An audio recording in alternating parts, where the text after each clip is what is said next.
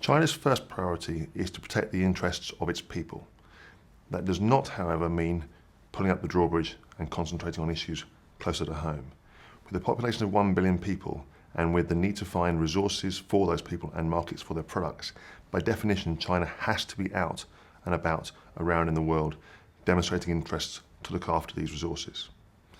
When you have 1 billion people and you have to provide resources for those people in terms of fuel and energy, you need to be out around the world in places like the Indian Ocean and the Arctic looking for energy supply to provide secure access for your people. And you also need to have markets for the products that those people build and produce. A Chinese official said last year in relation to the Arctic, for example, that China has about 1/5 of the world's population. Therefore, why wouldn't it be interested in the Arctic? In sum, there are a large number of very strong reasons why China has a very broad maritime and naval presence around the world today, and primarily it is to support the interests of its people. Of course, much of today's debate relating to China has focused on its activities in the East China Sea, the South China Sea, and elsewhere in the Pacific. But perhaps just as the US is starting to focus on that part of the world, moving away from its traditional areas of Europe and the Indian Ocean, China is now coming out of the Pacific into other parts of the world. And the interesting question there is to ask why. And you look at a number of examples. The Indian Ocean is perhaps a primary one here. It's always been expected that China would come to the Indian Ocean, but perhaps not quite so quickly. The counter-piracy campaign, of which China is a major player, has given it the opportunity to come and have a foothold in the Indian Ocean for other reasons. But when you look at the web of contacts that it is building at a strategic level in and around the Indian Ocean, in Myanmar, in Sri Lanka, in Pakistan, in Djibouti, it is giving itself a degree of leverage politically by developing access politically with all those nations to enable it to have some kind of influence over and around all the three key choke points that lead into the Indian Ocean. Beyond that, it uses the Indian Ocean for a number of other reasons to give itself a jumping off point to project power elsewhere. It is building links with South Africa, which can give it a launch pad to developing links across the South Atlantic and into Latin America. It is developing relations with states in the Gulf. For example, it sent some ships from its counter-piracy task group in 2011, 2012 to nations in the Gulf, such as Oman and Kuwait.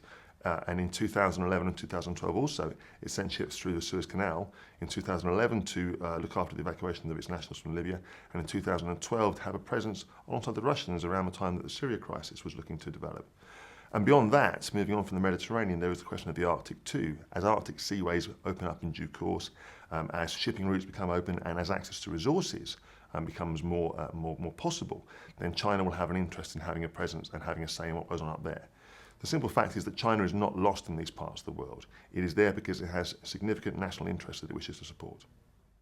One of the most intriguing things about where China is that while it has this obvious requirement at the moment to be out around the world looking after its national interests from a resource point of view, from a markets point of view, from a political presence point of view, the question is raised as to whether its naval capability is yet at a point where it can keep up with that. Certainly, China is learning very, very quickly. It's pragmatic enough to know that there are things that it can learn from Western navies, for example, how to do aircraft carrier operations. But it knows also that Western navies like the Americans and the British and the French have taken decades to reach the kinds of capabilities in terms of naval forces that they have today. So China knows that it can take time, knows that it requires investment, but looks to these other navies to learn lessons to see if it can kind of shorten the time frame that it'll have to go through to achieve those aims. Certainly, China is building a lot of very credible naval capability across the board, from high-end aircraft carriers that it now potentially is building at home on its own, all the way down through nuclear-powered submarines to surface ships to smaller corvette and frigate-type forces. So it is building enough ships across the spectrum of operations to enable it to support a wide range of tasks. But perhaps the most interesting thing is, even if those capabilities are not there just yet, the real issue is where they will be in 10 to 15 years' time. It's at this moment where the strategic web of links that China has been building around the world begins to solidify in terms of developing links for resource issues, for wider policy issues. And it may suddenly, at this point in 10 to 15 years, have the military capability to be able to back that up.